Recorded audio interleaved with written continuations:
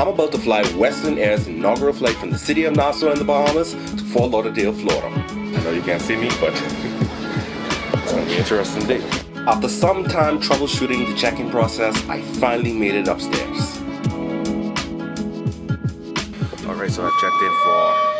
Oh my god. Alright, okay, let's try this again.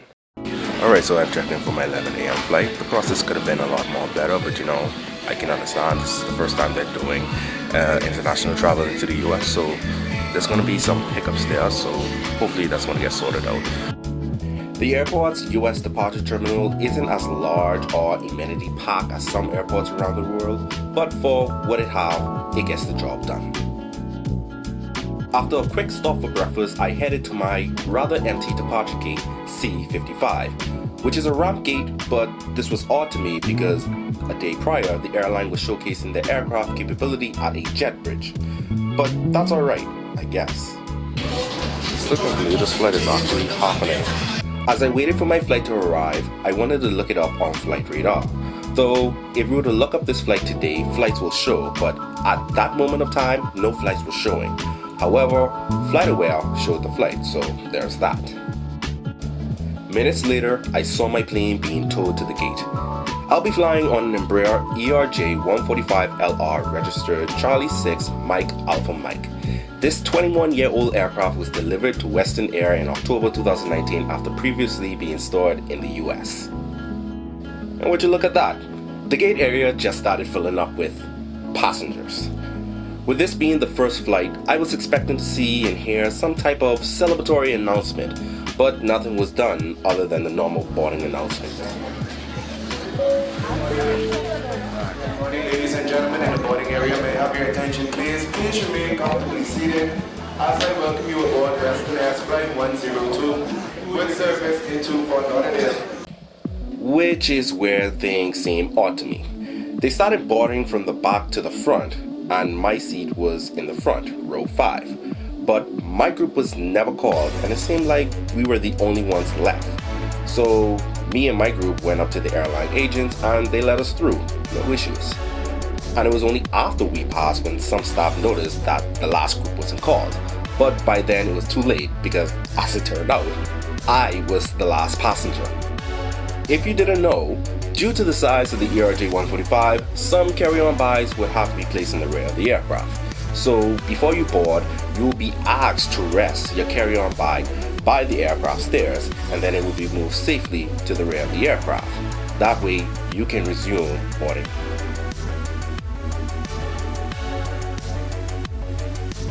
And here we are, on board Western Air for the first time, and I'm already caught off guard as somebody is in my seat, 5C. But since I was the last passenger to board, I didn't want to make a scene, especially since I didn't want that seat to start with. So I headed towards the rear of the aircraft where I wanted to be, which puts me in 16C with a wing view and not so much of an engine view, but it's what I wanted. Okay, so before we depart, here's a quick seat review.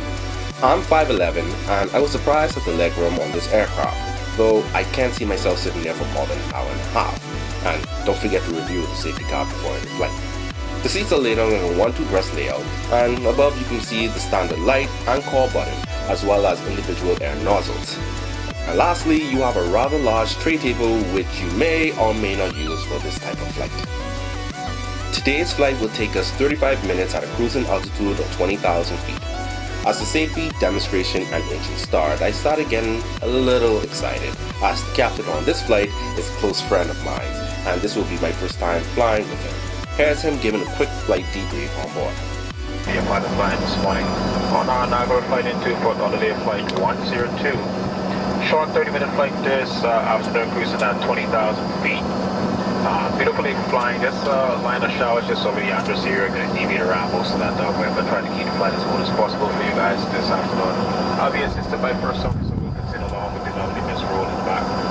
We show our no delays from this point. We do apologize since they start. Any inconvenience may cause. Once again, welcome aboard. Captain, be seated for departure. And just like that, we began our takeoff roll on runway 14.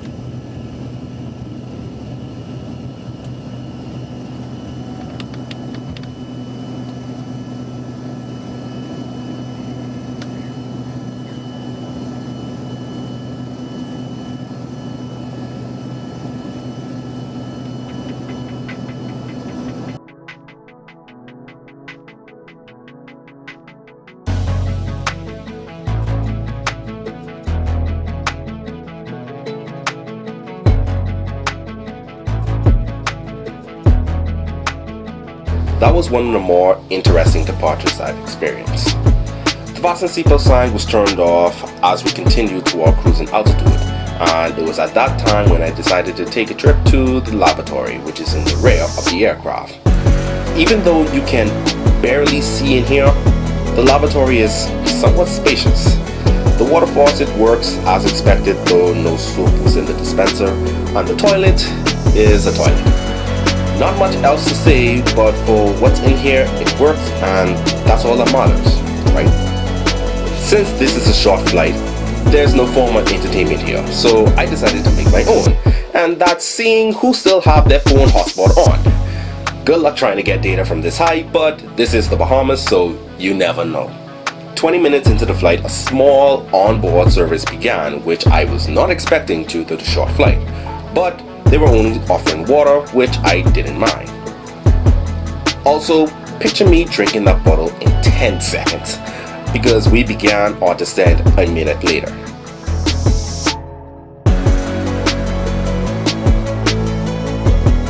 My favorite part of this flight was us descending over Florida through the clouds.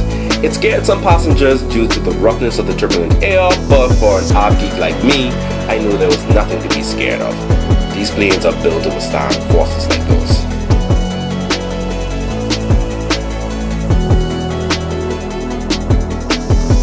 After all of that, we finally made our way to land on runway 10 left at Fort Lauderdale Hollywood International Airport.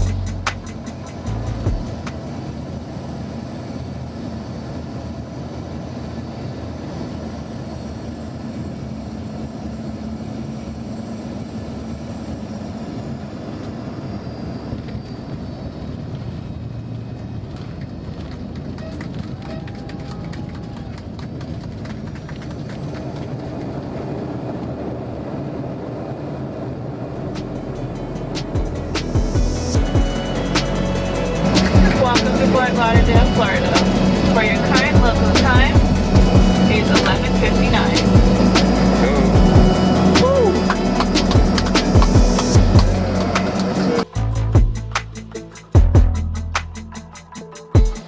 My first time flying Western Air have left me satisfied that what they set out to accomplish was realized, and now we got another way to get from Nassau to Fort Lauderdale.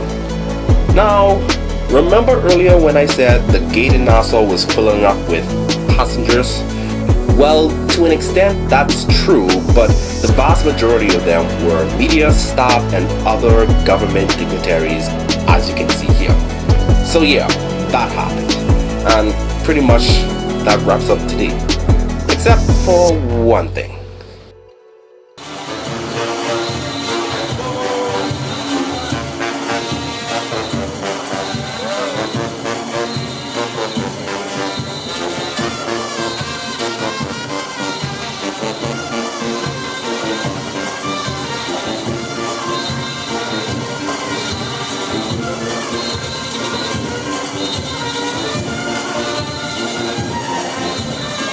What a way to end today's trip. If you made it this far, thanks for watching. Until next time.